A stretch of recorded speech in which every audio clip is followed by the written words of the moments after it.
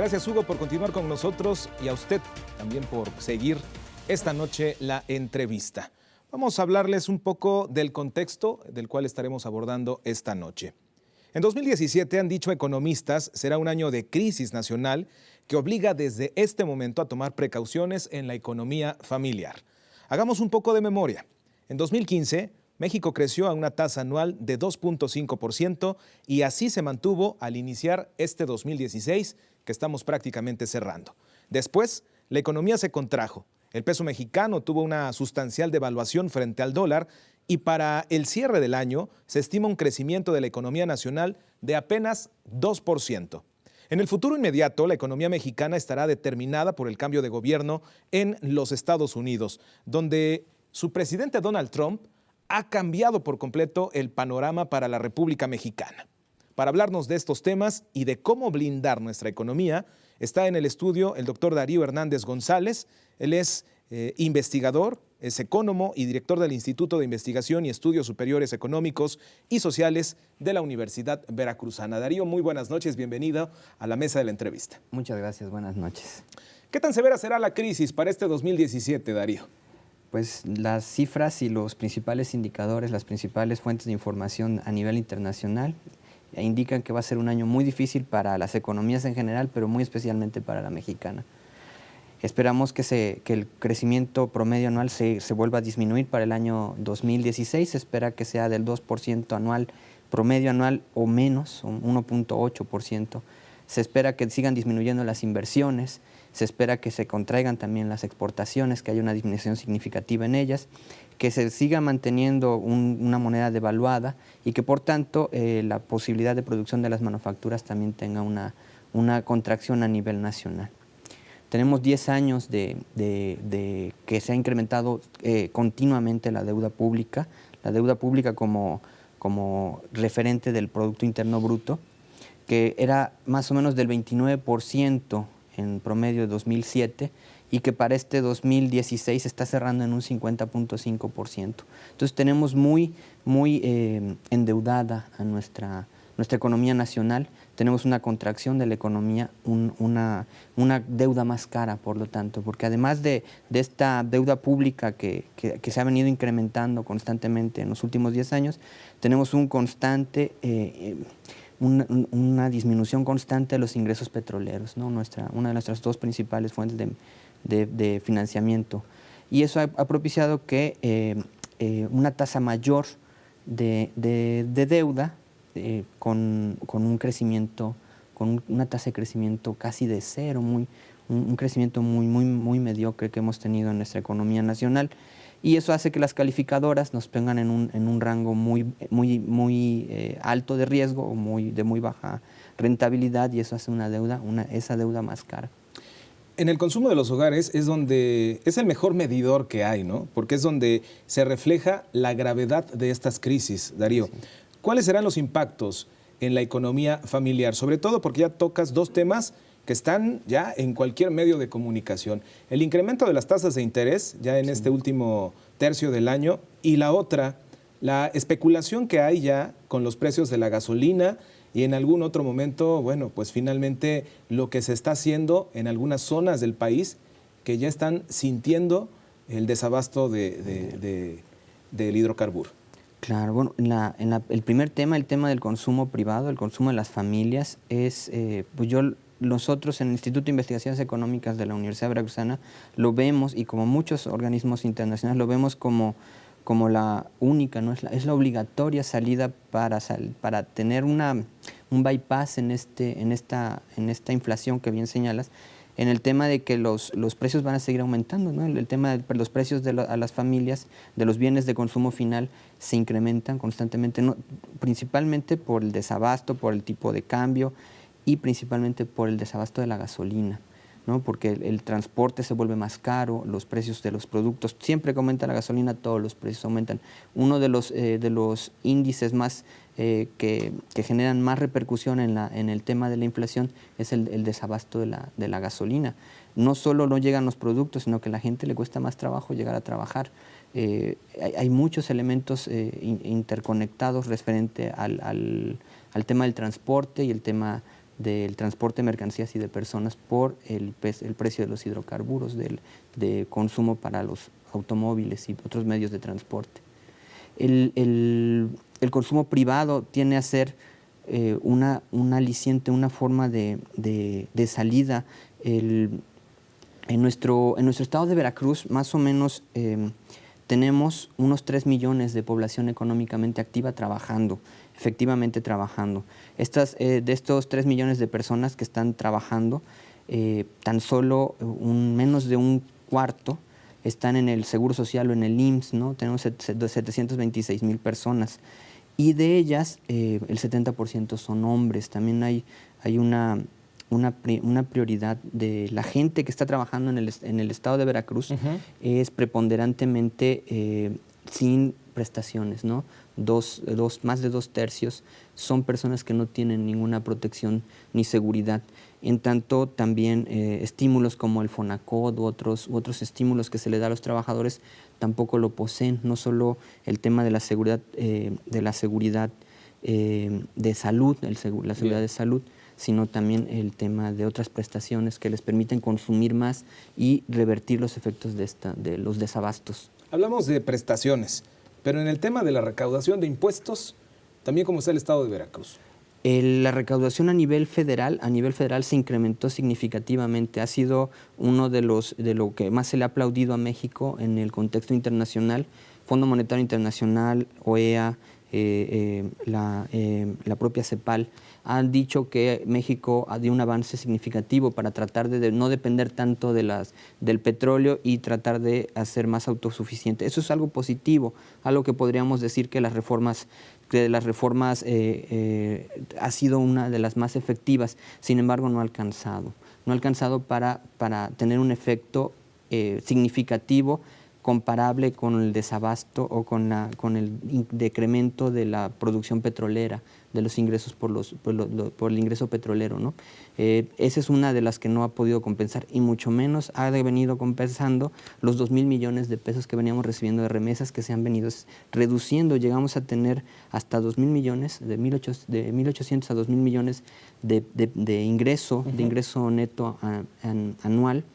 Y hoy estamos esperando que sean de menos de 1,700 millones. Entonces, esta reducción de 300 millones en las remesas es un riesgo muy fuerte, especialmente para el estado de Veracruz, que es uno del tercer estado que más recibe de las remesas. Eso estimula el consumo de las familias y es una especie de subsidio para que nuestro consumo local se mantenga.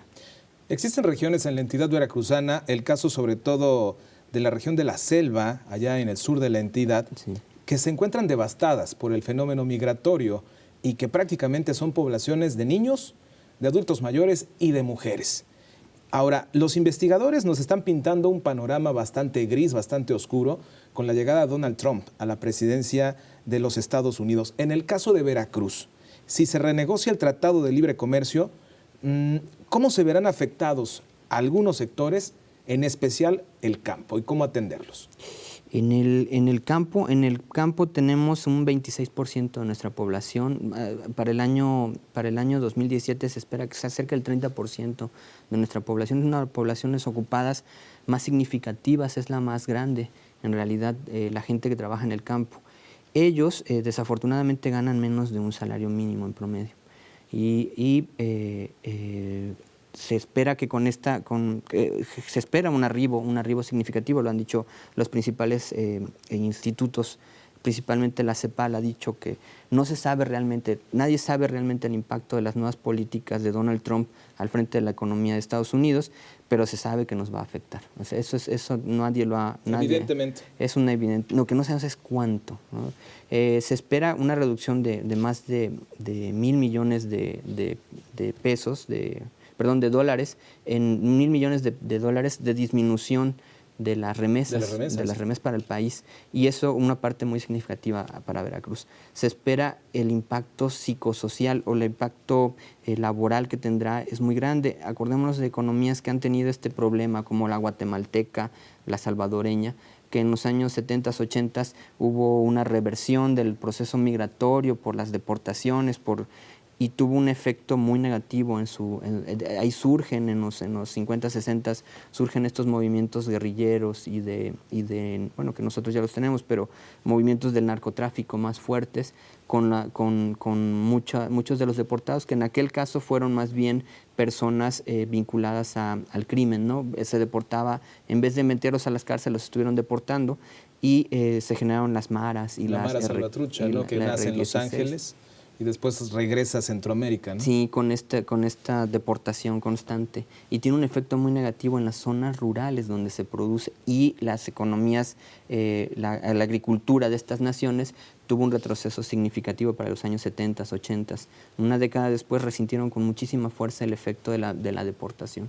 Hablamos aproximadamente de que hay en los Estados Unidos 1 millón de veracruzanos que trabajan y que son mano de obra y que precisamente envían remesas a su familia y que aportan también y que incentivan a la economía, ¿no? Sí. del estado de Veracruz.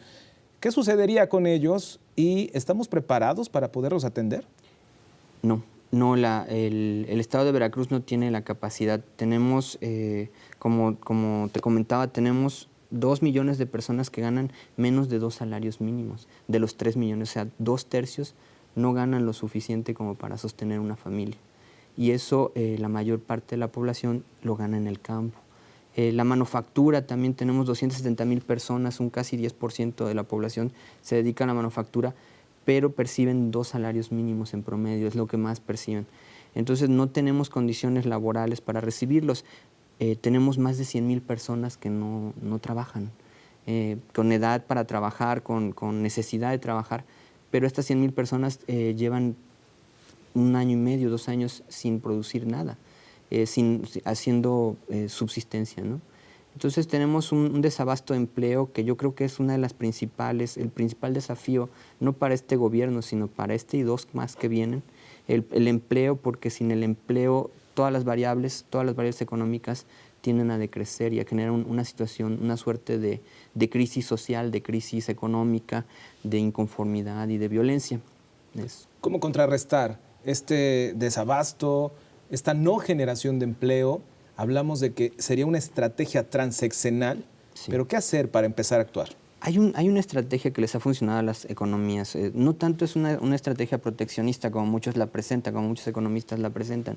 No se trata de cerrar el modelo sustitutivo de los años 70 en México de importaciones. Lo que sí se tiene que estimular mucho es tanto la producción interna, primero estimular la producción, luego estimular casi a la par el consumo interno. ¿De qué manera estimular la producción? Hay una estrategia muy buena, se llaman generar economías de aglomeración.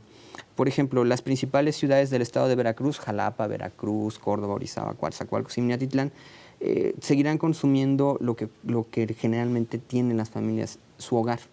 El principal patrimonio de las familias es su hogar, y en su hogar necesitan constructores, carpinteros, fontaneros, pero nuestros trabajadores técnicos están muy subvaluados, muy mal pagados y muy mal preparados.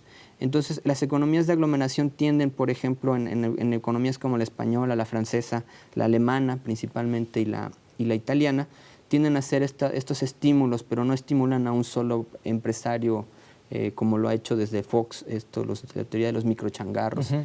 No, estimulan a agrupaciones, estimulan estas aglomeraciones, que no son empresas integradoras, que es un tema bien delicado, muy equívoco de nuestra economía nacional, sino que estimulan a asociaciones productivas, un grupo de carpinteros, de fontaneros, de herreros, que en los principales centros de población se relacionan mucho con una universidad, por ejemplo, la veracruzana sería ideal. Bien. Trabajan con ella, aprenden técnicas, manejo de materiales, dan un servicio de alta calidad, que es un tema que todo el mundo se queja en México, que teniendo buenos productores, teniendo mucha madera, tenemos malos trabajadores, ¿no? Doctor, ¿qué hacer desde casa para blindarnos contra todo lo que viene? Es difícil, se escucha y se dice muy fácil que consumir lo que producimos internamente, pero no es tan fácil. Mucho de lo que se vende en nuestros mercadillos, en los mercadillos de nuestras principales ciudades, no en los centros comerciales, sino en los mercados de abasto, no todo es del estado de Veracruz. La mayor parte viene de la central de abastos y mucha parte es importado. Las frutas y las verduras que consumimos, un 50% no son, aunque la consumamos en el mercadillo, no son de nuestro país o no son de nuestro estado. Eso es preponderante. Hay una forma importante de estimular el comercio local, que es obviamente contratar a servicios de nuestro entorno, comprar en los mercadillos principalmente, pero no es suficiente. Se tiene que optar por principalmente en las familias más pobres, estas que ganan de 1 a 2 salarios mínimos, al trueque y permitir estas estrategias de trueque funcionaron en algunas economías cuando pasaron crisis, ¿no? Dar intercambios de bienes y fomentar algunas actitudes y algunas de solidaridad en torno a no desperdiciar, ¿no? También los alimentos, el trabajo, darle empleo a la gente lo más posible.